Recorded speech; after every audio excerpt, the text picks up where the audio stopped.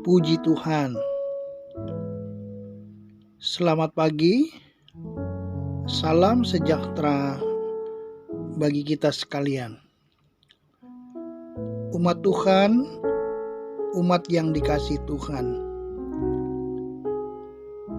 Kembali kita akan mengikuti program Doa Pagi GPDI Budi Mulia. Mengawali acara ini, mari kita berdoa terlebih dahulu. Kita tundukkan kepala sebentar. Bapa, di dalam nama Yesus, kami datang ke hadirat Tuhan, berterima kasih, mengucap syukur.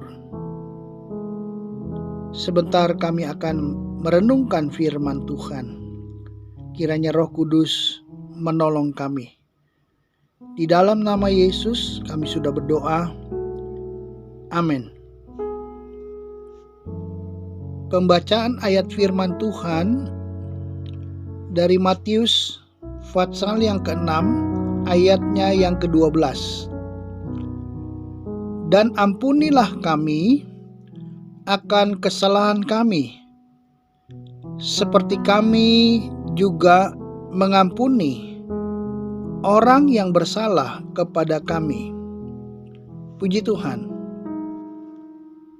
Bapak, Ibu, Saudara di dalam Tuhan, mengampuni adalah memberi maaf kepada orang yang berbuat kesalahan terhadap kita. Yesus mengajar kita untuk mengampuni, memaafkan, sebagaimana yang diajarkan oleh firman Tuhan. Yesus adalah contoh. Dia mengampuni, dan Yesus juga mengajar murid-muridnya untuk mengampuni. Kita boleh minta pengampunan dosa kepada Tuhan, tapi kita juga terlebih dahulu harus mengampuni orang yang bersalah kepada kita. Jadi kita tidak boleh menyimpan kesalahan orang lain, sebab mengampuni adalah kehendak daripada Tuhan. Dalam Matius 6 ayatnya yang ke-14 tertulis, karena jikalau kamu mengampuni kesalahan orang, Bapamu yang di sorga akan mengampuni kamu juga. Puji Tuhan. Bapa di sorga, Tuhan Allah juga mengampuni. Tuhan mengajar kita untuk lebih dahulu mengampuni orang yang bersalah kepada kita. Mungkin orang lain melakukan kesalahan terhadap kita, merugikan kita, menipu, berbuat jahat terhadap kita, berbuat hal yang tidak adil. Kita tetap harus melepaskan pengampunan terhadap orang yang bersalah terhadap kita. Bukan berarti kita kompromi terhadap orang yang berbuat jahat, tetapi kita harus menunjukkan kasih kepada orang yang bersalah kepada kita, sehingga orang itu bisa sadar dan bertobat. Dalam Matius 18 ayat 21 dan 22, kemudian datanglah Petrus dan berkata kepada Yesus, Tuhan, sampai berapa kali aku harus mengampuni saudaraku jika ia berbuat dosa terhadap aku? Sampai 7 kali? Yesus berkata kepadanya, "Bukan, Aku berkata kepadamu, bukan sampai 7 kali, melainkan sampai 70 kali 7 kali. Tuhan Yesus menjawab pertanyaan murid-muridnya bahwa mereka harus mengampuni dengan pengampunan yang tidak terbatas. Artinya sebagai murid-murid Tuhan, kita harus siap untuk mengampuni berapapun besar kesalahan orang itu. Memang hal ini tidak mudah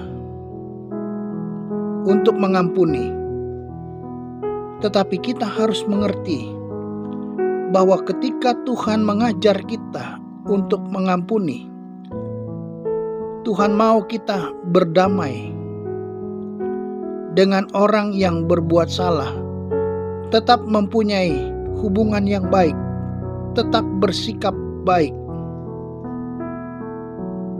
Kita tidak boleh membalas perlakuan jahat yang kita terima dari orang lain. Sebab itu, kita harus mempunyai kasih sehingga kita mampu untuk bersikap sabar.